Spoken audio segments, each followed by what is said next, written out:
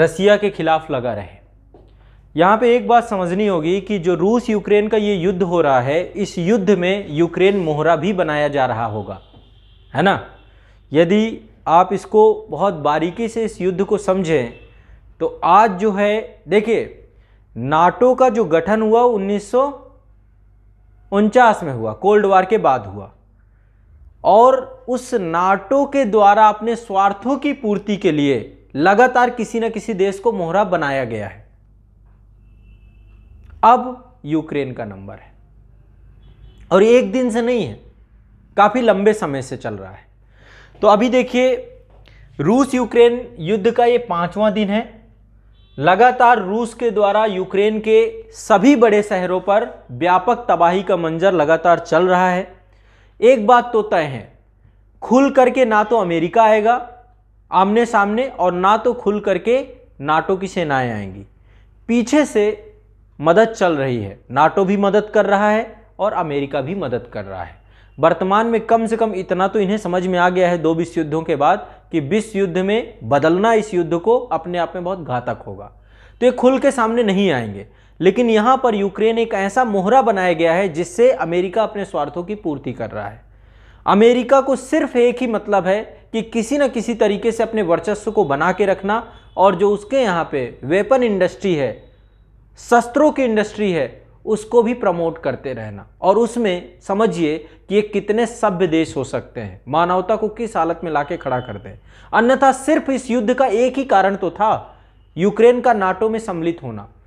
यदि अमेरिका के द्वारा उसको नाटो में सम्मिलित करने का प्रयास ना किया जाता, यदि अपने वर्चस्व की लड़ाई में रूस के नजदीक जाकर के बैठने की सोच नहीं होती, तो निश्चित तौर पे आज ये दुर्दशा हमें विश्व की नहीं देखने को मिलती। और एक चीज समझिएगा कि ये एक असाधारण समय चल रहा है, ये समझ लीजिए। आज हम लोग सब भारत में सुरक्षित बैठे हैं। ईश्वर करेगा कि भारत कभी भी सम्मिलित नहीं होगा। आज तक प्रथम विश्व युद्ध हो गया, प्रथम विश्व युद्ध में तो हम ब्रिटिश सेना के द्वारा जो है हमें झोंक दिया गया, द्वितीय विश्व युद्ध में जबरदस्ती झोंका गया, लेकिन तृतीय विश्व युद्ध में चूंकि हम एक संप्रभु स्वतंत्र राष्ट्र हैं, साम्राज्यवादी शक्तियों के गुलाम नहीं, तो हम कभी भी सम्मिलित नहीं होंगे। यदि होती है कोई स्थिति तो हम कभी किसी गुट में नहीं रहेंगे। आज़ादी के बाद नैम की पॉलिसी थी, वही रहेगी। लेकिन अभी देखो मौजूदा हालात क्या हैं। रूस यूक्रेन युद्ध के भारी तबाही चल रही है। जितने भी बड़े बड़े शहर हैं आपके, जितने भी बड़े बड़े शहर हैं यूक्रेन के, चाहे वो खार्किव हो, आज सबसे ज़्यादा हमले जो 5वें दिन किए गए हैं खार्किव में किए गए हैं। चेर्निहिव में लगातार मिसाइलों से बम विस्फोटक जो है लगातार खबरें आ रही हैं।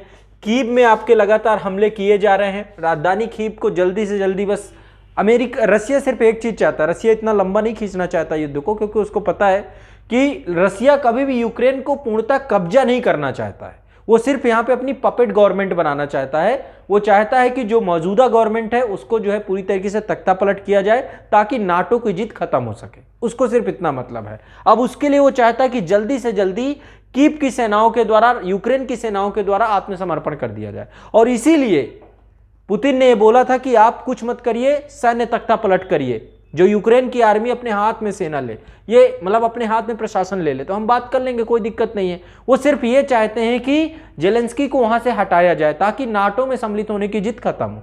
मेन मोटिव यही है। अब देखो, आज थोड़ा सा कहीं ना कहीं पे सकारात्मक आज का दिन रहा है। थोड़ी देर बाद हो सकता है गुड न्यूज भी मिल जाए, क्योंकि आप देख रहे हैं ये प्रतिनिधि मंडल है आपका, जो कि यूक्रेन का प्रतिनिधि मंडल बेलारूस में पहुंचा है।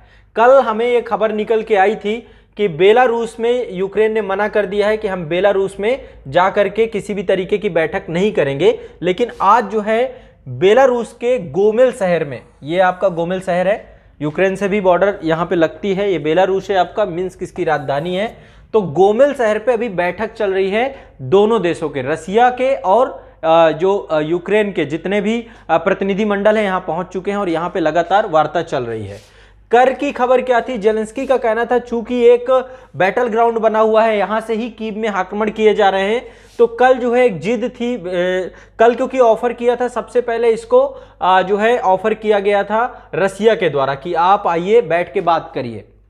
तो उन्होंने कहा कि मैं बात करने को तैयार हूं, मैं भी चाहता हूं कि युद्ध ना हो। लेकिन एक चीज समझिए, यूक्रेन की स्थिति यूक्रेन को पता है, कोई आने वाला नहीं है। डायरेक्टली कोई नहीं आएगा आमने सामने, ये यूक्रेन को पता है। तो सबसे ज्यादा जरूरी है कि वो युद्ध रोकना चाहते हैं, और कोई भी राष्ट्राध्यक्ष होगा, कोई नहीं कहेगा कि हम युद्ध जारी रखेंगे जब सामने इतना शक्तिशाली देश हो। तो बात तो यूक्रेन को करना ही करना है, लेकिन यूक्रेन अपनी शर्तों पे, वो चाहता है कि बेलारूस से, चूंकि उसकी बेलारूस की धरती का प्रयोग कहां किया जा रहा है ना, उसके ही देश को तबाह करने के लिए किया जा रहा है। लेकिन इसके बावजूद भी कल की जो जीत थी आज टूट गई। कल उन्होंने 5 देशों के, ये वारसा की बात कही थी कि वारसा में या तो बात कर लीजिए, ब्रातिस्लावा में कर दीजिए, या बुडापेस्ट है, या फिर इस्तांबुल है, या अजरबैजान की राजधानी बाकू है। तो ये कुछ शहरों के नाम सुझाए थे, लेकिन आज जो है गोमेल में जाकर के ये पूरी की पूरी वार्तालाप आपकी चल रही है। अब देखो इसके क्या नतीजे मिलते हैं। यहां पे एक चीज देखना होगा कि यूनाइटेड नेशन जैसी संस्था पूरी तरीके से फेल दिखाई दे रही है ना।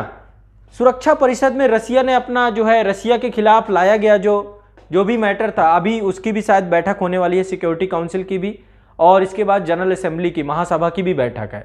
तो वहां पे उसने वीटो कर लिया, है ना। तो जब सुरक्षा परिषद इस तरीके से, जितने भी महाशक्तियां हैं, ये जो 5 देश हैं, निश्चित तौर पे कभी भी ये जो वीटो पावर इनको मिला हुआ है, तो ऐसे में तो कभी भी ये सफल हो ही नहीं पाएगा। और दूसरा, स्थिति इतनी भयावह हो चुकी है, कोई ये पहला मैटर नहीं है। तो अभी जो मौजूदा हालात हैं, लगातार आक्रमण जारी हैं, कोई बात नहीं बन पाई है, और हो सकता है कि चीजें, यदि बात बनती है तो क्या क्या मुद्दे हो सकते हैं।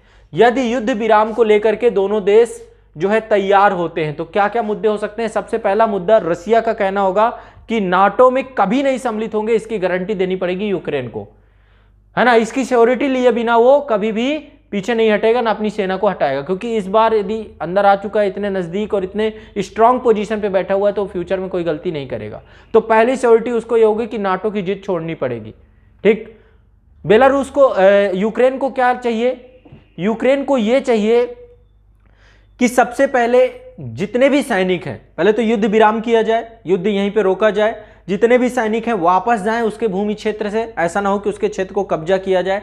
कोशिश करेगा कि जो डोनबास एरिया है, डोनबास एरिया में जो अलगाववादी हैं और रूस को 3 भागों में बांट करके रसिया ने जिस तरीके से किया है, उसको जो है फिर से पुरानी स्थिति में लाया जाए, यथा स्थिति में फिर से उसको लाके खड़ा किया जाए। और जो सबसे महत्वपूर्ण ये है कि यूक्रेन ये चाहेगा कि युद्ध में जितना खर्चा हुआ है, इस खर्चे की भरपाई, चूंकि इस युद्ध को प्रारंभ करने वाला देश रसिया था, तो इसकी जो खर्चा है, इसका जो भी चीजें हो वो कौन भरे। तो ये दोनों के बीच में नेगोशिएशन को लेकर के जो पक्ष होने चाहिए, लगभग यही समझ में आते हैं, ठीक है। रसिया चाहता है कि नाटो की सिक्योरिटी मिले, यूक्रेन से मिले, और अमेरिकी देशों से जो बातचीत चलेगी तो वहां से भी वो यही सिक्योरिटी चाहेगा, ठीक है। और दूसरा, वो चाहेगा कि किसी भी तरीके से जो है यूक्रेन का जो है एक तरीके से बैकफुट पे आकर के युद्ध को यहीं पे रोक दिया जाए। और देखो रसिया इस चीज को लेकर के कोई दिक्कत नहीं है। मैं बार बार ये क्यों कह रहा हूं कि यूक्रेन को ये कब्जा क्यों नहीं करेंगे। मान लो ऐसा भी होगा कि हो सकता है पूरा यूक्रेन अभी कीव को पूर्ण नियंत्रण में ले लें, जैसे कि अब सेनाएं हर जगह पहुंच चुकी हैं, तो हो सकता है कीव पूरे नियंत्रण में आ जाए। और पुतिन ने सोचा भी नहीं था कि इतना टाइम लग जाएगा, लेकिन इसके बावजूद भी यदि नियंत्रण में आ भी जाता है, तो एक बात तो मान के चलिए कि कोई भी पॉसिबिलिटी नहीं है कि यहां पे पूरी तरीके से रशियन आर्मी या रशियन गवर्नमेंट यहां पे शासन करना चाहेगी। कि 2 कारण है इसके। पहला कारण क्या है, पहले तो एक तो विस्तारवादी नीति, जो पहले वर्तमान में इस चीज को लेकर रसिया भी चाहता है, पर रसिया विस्तारवादी नीति का उल्लंघन नहीं करता है, ठीक है। लेकिन जो दूसरा सबसे बड़ा कारण है, यहां की इकोनॉमी पूरी तरीके से चरमरा चुकी है, और रसिया नहीं चाहेगा कि यहां की इस टूटी फूटी जर्जर अर्थव्यवस्था को वो अपने सर पे ढोए।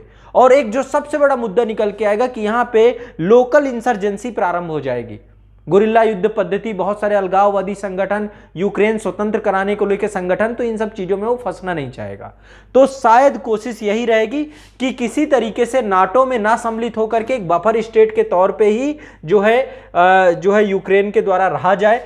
जिस तरीके से बाकी बेलारूस की जो स्थिति है, तो वो यही चाहेगा, इसी सिक्योरिटी के साथ इसको जो है नेगोशिएशन होगा। अब देखते हैं आगे क्या चीजें निकल के आ रही हैं। दोनों देशों के द्वारा आपस में बैठ करके विषयों को लेकर के गंभीरता से सोचा गया है। अब देखते हैं क्या चर्चा निकलती है, ठीक है। अब देखो आने वाले सेशन में मैं आपको 2-3 विषय बताऊंगा। पहले तो यूनाइटेड नेशन क्या है, संयुक्त राष्ट्र संघ क्या है, कितनी बॉडी है इसकी, सुरक्षा परिषद क्या है, इसकी भूमिका क्या है, कैसे यहाँ पे वोटिंग होती है, प्रतिबंध कैसे लगाए जाते हैं, इन सब चीज़ों पे हम एक चर्चा करेंगे। एक अगली जो सेशन लेकर के आऊँगा उसमें यूनाइटेड नेशन को लेकर के हम चर्चा करेंगे, ठीक है। तो ये पूरी संस्था जो 1945 के द्वितीय विश्व युद्ध के बाद जन्मी, क्यों अभी तक ये बनी हुई है, क्यों सफल है, और साथ में थोड़ा सा हम इसके पीछे भी जाएंगे, लीग ऑफ नेशंस को भी समझेंगे जो प्रथम विश्व युद्ध के बाद जो है इसका जन्म हुआ था। एक चीज और हम समझने का प्रयास करेंगे यहाँ पे कि जो आपका युद्ध होता है, युद्ध की स्थिति में किसी देश को कितना नुकसान होता है, और युद्ध की स्थिति में अभी जैसे आप देख रहे हैं ये युद्ध कई रणनीतियों में लड़ा जाता है, ठीक है। अभी आपको क्या लगता है कितना आसान है कि यूक्रेन पे पूरी तरीके से कब्जा कर लिया जाएगा? पॉसिबल ही नहीं है। यदि स्ट्रीट वार चालू हो गई, स्ट्रीट वार मतलब गुरिल्ला युद्ध पद्धति में ये युद्ध आ गया, तो रूस यहां फंस जाएगा, लंबा समय लग जाएगा उसको। तो रसिया इसीलिए चाहता है कि जितनी जल्दी से जल्दी हो चीजों को सुलझाया जाए और यहां से निकला जाए, ठीक है। तो स्ट्रीट वार में वो भी नहीं फंसना चाहेगा। इसके अलावा यूक्रेन के देखो नागरिकों को एक तरीके से दाद देनी पड़ेगी, जिस तरीके के वहां के राष्ट्राध्यक्ष ने हौसला दिखाया है ना। अब देखिए प्रोपेगेंडा वार किस तरीके से चलता है, जैसे बार बार वो क्यों लाइव आ रहा है, वीडियो लाइव कर रहे हैं जेलेंस्की के द्वारा लगातार, क्यों? क्योंकि उसको पता है कि यदि ये अफवाह फैल गई कि जेलेंस्की छोड़ के चले गए देश, मान लो अफवाह फैलाना है, अफवाह फैलाने में कितना टाइम लगता है ना, तो एक साइकोलॉजिकल प्रेशर बन जाएगा आर्मी के ऊपर और सब जो है छोड़ देंगे। इसलिए वो बार बार प्रमाणित देते हैं कि अभी मैं हूं, मैं छोड़ के नहीं जाऊंगा, अंतिम सांस तक यहां रहूंगा। इससे क्या होता है, जब आपका नेता, आपका लीडर खड़ा होता है ना, तो फिर आपको बहुत हौसला मिलता है ना। तो सबसे पहली चीज साइकोलॉजिकल वार भी चल रही है यहाँ पे। एक चीज और जो हम लोग बार बार देख रहे हैं, प्रोपेगेंडा वार भी चल रही है, दुष्प्रचार हो रहा है, हमने इसको इतना मार दिया, हमने इसको इतना मार दिया। देखो हानि तो हो रही है, नो डाउट, संभव ही नहीं कि हानि ना हो, लेकिन इसमें बहुत सारी चीजें होंगी, बढ़ा चढ़ा के दिखाई जाएंगी। दूसरा देश, जैसे रसिया के प्लेन मारे जाएंगे, रसिया स्वीकारेगा नहीं, यूक्रेन के मारे जाएंगे, यूक्रेन स्वीकारेगा नहीं, कोई भी नहीं स्वीकारेगा। क्यों?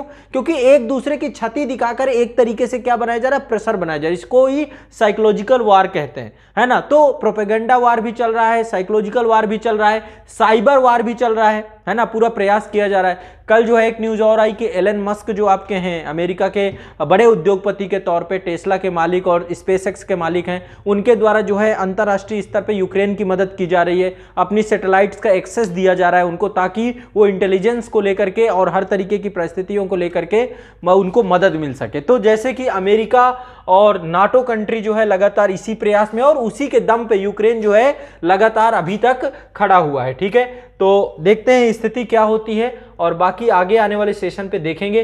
अभी हाल फिलहाल की जो स्थिति है वो सिर्फ इतनी है कि गोमेल में दोनों इस प्रतिनिधियों के द्वारा मुलाकात की गई है, यूक्रेन के प्रतिनिधियों के द्वारा। ये हेलीकॉप्टर है आपका, है ना, आप ये देख सकते हैं कि यूक्रेन के प्रतिनिधियों के द्वारा जो है ये प्रतिनिधिमंडल बेलारूस की सीमा पर Mi-8 MTB-5 military transport helicopter के द्वारा भी पहुंचा है, और संभव यही है कि शायद कुछ सकारात्मक हो, कुछ बेहतर हो, और देखते हैं कहां तक नेगोशिएशन होता है। इसमें सबसे बड़ा नेगोशिएशन यही होगा कि नाटो पे सम्मिलित ना होकर के यूक्रेन अपनी जिद को छोड़े और युद्ध को रोका जा सके।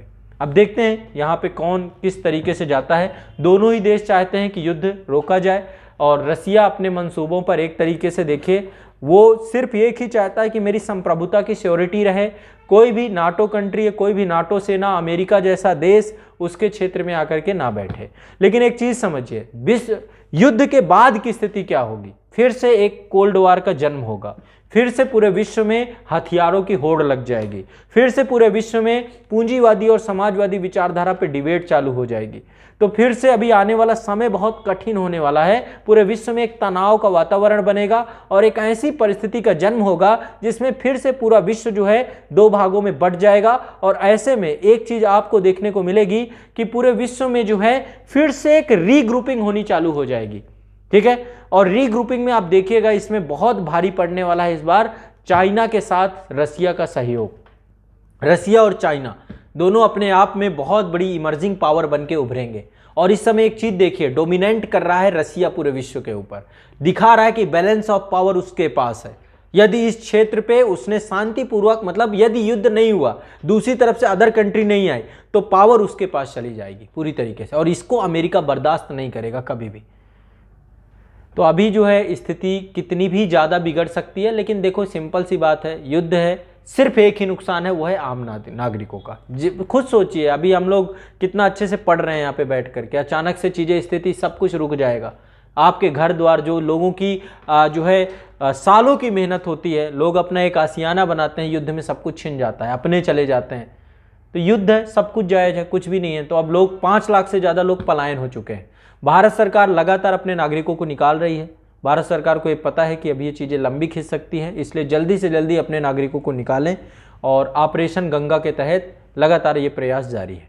तो अभी हालिया अपडेट ये हैं, आगे को लेकर जो भी स्थिति बनती है मैं आप लोगों को कल डिस्कस करूंगा और साथ में मैं आप लोगों को कल यूनाइटेड नेशन और संयुक्त राष्ट्र सुरक्षा परिषद के बारे में और जो जनरल असेंबली है उसके बारे में भी बताऊंगा।